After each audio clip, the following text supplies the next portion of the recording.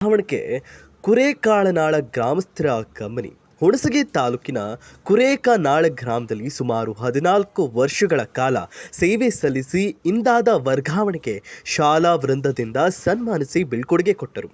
ಶಿಕ್ಷಕನ ವರ್ಗಾವಣೆ ಇಡೀ ಗ್ರಾಮವೇ ಕಣ್ಣೀರು ಹಾಕಿದ ಕರುಣಾಜನಕ ಘಟನೆ ನಡೆದಿದ್ದು ಕುರೇನಕನಾಳ ಗ್ರಾಮದಲ್ಲಿ. ಶಿಕ್ಷಕರ ಬದುಕು ಹೇಗಿದೆ ಎಂದರೆ ಅವರ ಮನೆಯ ಮಕ್ಕಳಿಗೆ ಸಮಯ ಕೊಡೋದಿಲ್ಲ. ಪ್ರತಿನಿತ್ಯ ಶಾಲೆಯ ಮಕ್ಕಳೇ ಅವರ ಮಕ್ಕಳಾಗಿದ್ದರು. 2010ರಿಂದ 14 ವರ್ಷ ಸೇವೆ ಸಲ್ಲಿಸಿದ್ದ ಶಿಕ್ಷಕನಿಗೆ ಸರ್ಕಾರ ಕೊಡುವ ಶಿಕ್ಷಕ ರತ್ನ ಪ್ರಶಸ್ತಿ ದೊಡ್ಡದಲ್ಲ, ಮಕ್ಕಳು ಕೊಡುವ ಪ್ರೀತಿ ಗೌರವನೇ ಅದೊಂದು ದೊಡ್ಡ ಪ್ರಶಸ್ತಿ ಎಂದು ಮುಖ್ಯ ಗುರುಗಳು ಹೇಳಿದರು. ಶಿಕ್ಷಕರು ಸಮಾಜದ ಕಣ್ಣುಗಳಿದ್ದಂತೆ. ಶಿಕ್ಷಕರು ವಿದ್ಯಾರ್ಥಿಗಳಲ್ಲಿ ಸಾಮಾಜಿಕ ಜ್ಞಾನ ಹಾಗೂ ಮಾನವೀಯತೆ ಮೌಲ್ಯಗಳನ್ನು ತುಂಬುತ್ತಾ ಉತ್ತಮ ನಾಗರಿಕರನ್ನಾಗಿ ಮಾಡುವ ಗುರುಗಳ ಜವಾಬ್ದಾರಿ ಶಿಕ್ಷಕ ವೃಂದ ಮಾಡುತ್ತದೆ ಎಂದರು. ಜ್ಞಾನಪ್ಪ ಶಿಕ್ಷಕ ಮಕ್ಕಳನ್ನು ಯಾವಾಗಲೂ ತಮ್ಮ ಮಕ್ಕಳೆಂದು ಕಾಣುತ್ತಿದ್ದರು. ಮಕ್ಕಳ ಜೊತೆ ಅತ್ಯಂತ ಪ್ರೀತಿ ಹೊಂದಿದ್ದವರು. ಮಕ್ಕಳ ಕಣ್ಣಲ್ಲಿ ನೀರು ಬರುವುದು ಸುಲಭವಲ್ಲ. ಮಕ್ಕಳನ್ನು ಪ್ರೀತಿಯಿಂದ ಕಂಡರೆ ಮಾತ್ರ ಕಣ್ಣೀರು ಬರಲು ಸಾಧ್ಯ. ನಮ್ಮ ರಾಜ್ಯದಲ್ಲಿ ಅಹಿತಕರ ಘಟನೆ ಕಪ್ಪು ಚುಕ್ಕೆ ಬಾರದ ಹಾಗೆ ನಂಬರ್ 1 ಶಾಲೆ ಮಾಡಬೇಕು ಎಂದರು. ಜ್ಞಾನಪ್ಪ ಶಿಕ್ಷಕನ ವರ್ಗಾವಣೆ ದುಃಖ ತಂದಿದೆ. ಈ ಊರಿನ ಮನೆ ಮಗನ ವರ್ಗಾವಣೆಯಾಗಿದೆ. ಕಾರ್ಯಕ್ರಮ ಮುಗಿಯುವವರೆಗೂ ಕಣ್ಣೀರು ಹಾಕಿದ ವಿದ್ಯಾರ್ಥಿಗಳು, ಗ್ರಾಮಸ್ಥರೇ ಶಿಕ್ಷಕನ ಕಾಲಿಗೆ ಬಿದ್ದು ಆಶೀರ್ವಾದ ಪಡೆದುಕೊಂಡಂತ ಘಟನೆ ನಡೆಯಿತು. ಬಟ್ ಅವ್ರ ಸ್ಥಾನ ಇನ್ನೊಬ್ಬ ಶಿಕ್ಷಕರು ಫಿಲ್ ಮಾಡ್ತಾರ. ಈಗಾದ್ರೂ ನಮ್ಮ ಸರ್ ಈಗ ಆಲ್ರೆಡಿ ಇದೆ ಸರ್, ನಮ್ಮ ಸ್ಕೂಲಿಗೆ ಜಾಯ್ನ್ ಆಗಿದ್ದಾರೆ ಸರ್. ನೆಕ್ಸ್ಟ್ ಮೋಸ್ಟ್ಲಿ ಮಂಡ್ಯ ಅಥವಾ ಜಾಯ್ನ್ ಆಗ್ತಾ ಇದಾರ. ಇನ್ನೊಬ್ಬ ಟೀಚರ್ಸ್ ಬಂದು ಫಿಲ್ ಮಾಡ್ತಾರ. ಬಟ್ ಇಂತಹ ಶಿಕ್ಷಕರು, ಅದು ಎಸ್ಪೆಷಲಿ ನಿಮ್ಮೂರು ಹೆಂಗಿತ್ತಪ್ಪ ಅಂದ್ರೆ ಬರಡು ಭೂಮಿ ಅಂತ ಇತ್ತು. ನನ್ನ ಮಟ್ಟಿಗೆ ನಾವು ಓಪನ್ ಆಗಿ ಹೇಳ್ಬಿಡ್ತೀನಿ.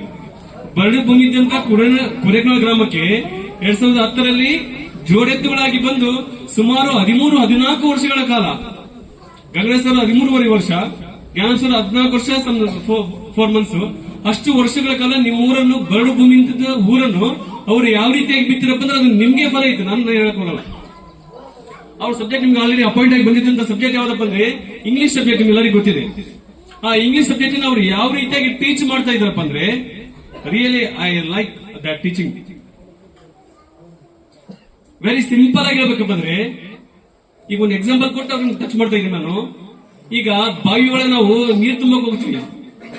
ಬಾವಿ ಒಳಗೆ ನಿಮ್ಮೂರ ಬಾವಿ ಐತಲ್ಲ, ಆ ಬಾವಿ ಒಳಗೆ ನೀರು ತುಂಬಕ್ ಹೋಗ್ಬೇಕಾದ್ರೆ ಆ ಹಗ್ಗನ್ನ ಕಟ್ಟಿ ನಾವೇನ್ ಮಾಡ್ತೀವಿ, ಬಾವಿ ಒಳಗೆ ಬಿಡ್ತೀವಲ್ಲ. ಇಲ್ಲಿ ಶಿಕ್ಷಕರಾದರೂ ಕೊಡ ಇದ್ದಂಗ, ಸ್ವಲ್ಪ ಜಸ್ಟ್ ಇಮೇಜಿನ್ ಮಾಡ್ಕೊಳ್ಳಿ. ಶಿಕ್ಷಕರಾದರೂ ಕೊಡ ಇದ್ದಂಗ ಆ ಬಾವಿ ಒಳಗೆ ನೀರು ತುಂಬಬೇಕಾದ್ರೆ ಕೊಡ ಏನಾಗುತ್ತೆ ಹೇಳ್ತಾರ? ಯಾರಾದ್ರೂ ಗೆಸ್ ಮಾಡ್ತಾರ? ಕೊಡ ಏನಾಗುತ್ತೆ? ಕೊಡ ಬಾಗುತ್ತಾ?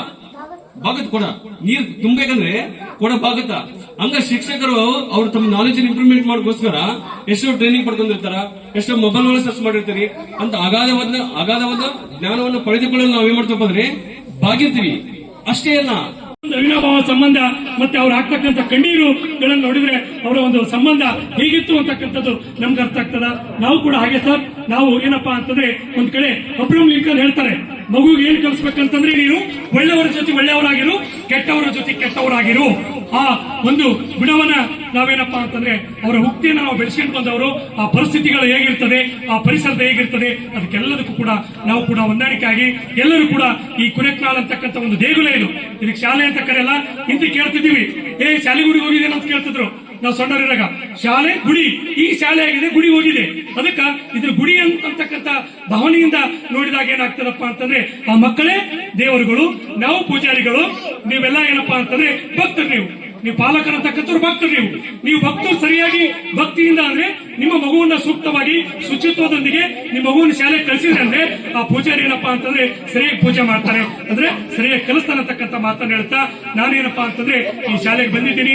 ನಿಮ್ಮ ಶಿಕ್ಷಕರ ಮೇಲೆ ಹೇಗೆ ಗೌರವ ಪ್ರೀತಿ ಹಾಗೆ ನನಗೂ ಕೂಡ ಇರಲಿ ಅಂತಕ್ಕಂಥ ಮಾತನ್ನ ಹೇಳ್ತಾ ನನ್ಗೆ ಇಲ್ಲಿ ತರ ಕರೆಸಿ ಒಂದೆರಡು ಅನಿಸಿಕೆಗಳನ್ನ ಹೇಳೋದಕ್ಕೆ ಅವಕಾಶ ಮಾಡಿಕೊಂಡಂತ ಈ ಮಲ್ಲು ಮತ್ತು ನಮ್ಮ ಮುಖ್ಯ ಶಿಕ್ಷಕರು ಜ್ಞಾನಪ್ಪ ಎಲ್ಲರಿಗೂ ಕೂಡ ನಾನೇನಪ್ಪಾ ಅಂತಂದ್ರೆ ಅಭಿನಂದಿಸ್ತಾ, ಅದರ ಜೊತೆಗೆ ಅವರು ಕೂಡ ಅವರ ಕುಟುಂಬ ಮತ್ತೆ ಅವ್ರು ಹೋಗಿರ್ತಕ್ಕಂಥ ಶಾಲೆ ಅದು ಕೂಡ ಉನ್ನತ ಮಟ್ಟಕ್ಕೆ ಬೆಳೀಲಿ. ಎಲ್ಲರಿಗೂ ಕೂಡ ಶ್ರೀ ಕೊಡೇಕಲ್ ಬಸವೇಶ್ವರ ಆರೋಗ್ಯವನ್ನ ಕರುಣಿಸಲಿ ಅಂತಕ್ಕಂಥ ಮಾತನ್ನ ಹೇಳುತ್ತಾ, ಜೊತೆಗೆ ನಿಮ್ಮೆಲ್ಲ ಮಕ್ಕಳನ್ನ ಎಲ್ಲರನ್ನ ಸರಿಯಾಗಿ ದಿನನಿತ್ಯ ಶಾಲೆಗೆ ಕಳಿಸಬೇಕು. ಜೊತೆಗೆ ಏನಪ್ಪಾ ಅಂತಂದ್ರೆ ಶಿಕ್ಷಣ ಇಲ್ಲ ಅಂತಂದ್ರೆ ನಾವು ನಾಗರಿಕರಾಗಕ್ಕೆ ಸಾಧ್ಯನೇ ಇಲ್ಲ ಅಂತಕ್ಕಂಥ ಮಾತನ್ನ ಹೇಳ್ತೀನಿ. ಯಾರ್ದಾರ ಕೊನೆ ಮಾತು ಹೇಳ್ತೀನಿ, ಒಬ್ಬರ ಗೆಳೆತನ ಮಾಡ್ಬೇಕಾದ್ರೆ ಅವ್ರ ಜೊತೆ ಒಂದಿನ ಇರ್ಬೇಕಂತ. ಒಂದಿನ ಇರ್ಬೇಕಂದ್ರೆ ಅವ್ರ ಬಗ್ಗೆ ನಾವು ಕೇವಲ ಬಣ್ಣದ ಮಾತುಗಳಿಂದ ನಮ್ಮ ಗೆಳೆತವನ್ನ ಮಾಡಕ್ಕೆ ನೀವು ಸಾಧ್ಯ ಆಗೋದಿಲ್ಲ. ನಾವ್ ಹೆಂಗಿದೀವಿ ಅನ್ನೋದನ್ನ ನೀವು ತಿಳ್ಕೊಂಡು ಏನಪ್ಪಾ ಅಂತಂದ್ರ ಗೆಳೆತನ ಮಾಡ್ಬೇಕು. ಯಾಕಂದ್ರೆ ಇಲ್ಲಿ ಭಾಗದ ಜನ ಬಹಳಷ್ಟು ಮುಗ್ಧ. ಕೇವಲ ನಾವು ಬಣ್ಣದ ಮಾತಿಗೆ ಇಲ್ಲಿ ತನ ಬಲಿಯಾಗಿ ನಮಗೆ ಸ್ವಾತಂತ್ರ್ಯ ಯಾವಾಗ ಸಿಕ್ತು, ಒಂದು ವರ್ಷ ಲೇಟ್ ಆಗಿ ಸಿಕ್ತು. ಅದಕ್ಕೆ ನಾವು ಸೆಪ್ಟೆಂಬರ್ 17 ನಾವು ಸ್ವಾತಂತ್ರ್ಯ ದಿನಾಚರಣೆಯನ್ನು ಕಲ್ಯಾಣ ಕರ್ನಾಟಕದವರು ಆಚರಣೆ ಮಾಡ್ಕೊತೀವಿ. 371 ಜೆ ಇದೆ, ಅವೆಲ್ಲವೂ ಉಪಯೋಗ ಮಾಡ್ಕೊಂಡು ನಿಮ್ಮ ಮಕ್ಕಳು ಉನ್ನತ ಮಟ್ಟದಲ್ಲಿ ಹೋಗ್ಬೇಕು.